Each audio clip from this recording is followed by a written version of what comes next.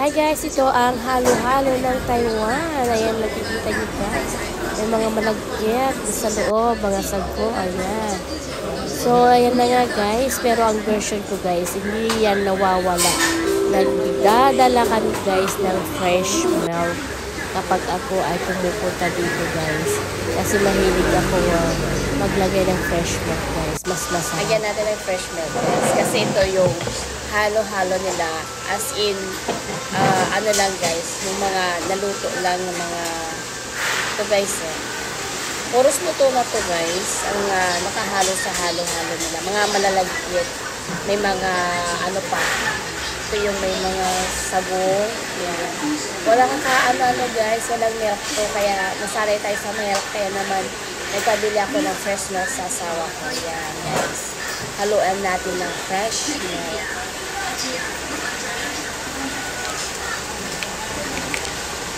Nakasanayan na kasi natin na mag-fresh milk guys. Pero dito guys is yellow lang ang kasama naman sa atin guys.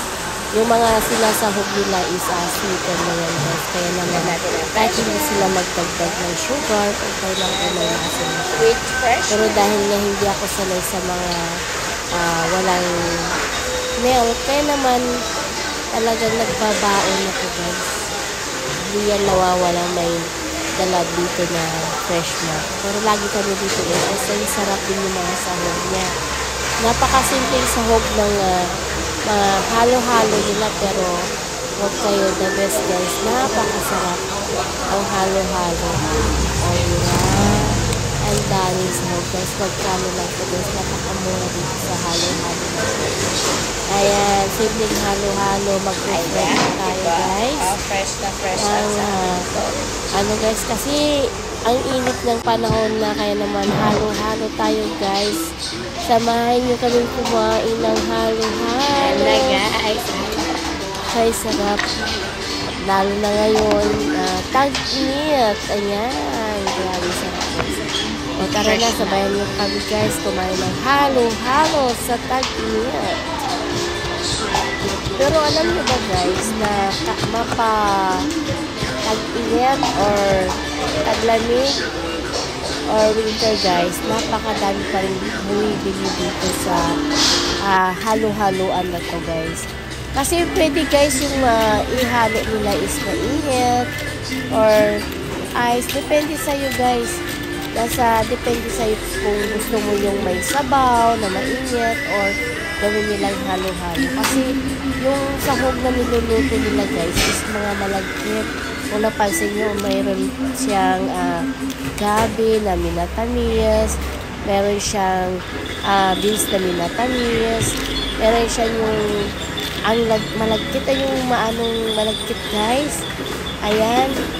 So, puros minatamis guys, pwede nga haluan ng mainit na tubig or mainit na sabaw pala guys. Yung may minatamis silang mainit guys, ninahalo pag taglamig. So, kami nga ngayon ay medyo tag-init na. So, ang pinili namin ay yung halo-halo yung ice. Pero yun nga, sabi ko, kung gusto nyo ng mainit, meron din guys dito. Wala sa summer, hindi taglamig or tag-init, pwede guys dito sa dinadayo nila guys. Kasi dito sa pinagkakainan namin, malapit lang po ang bundok, yung pinag-aakyatan nila, pinag-exercise nila yung bundok guys, malapit lang. Kaya naman maraming tao dito guys, dumadayo. So, ayan na nga guys, halos maubos na namin. Ang sarap guys. So, hanggang dito na lang po. Ayan, paubos na. Thank you for watching guys. Hanggang dito na lang. Busog-busog. Sarap. Ubos. Bye.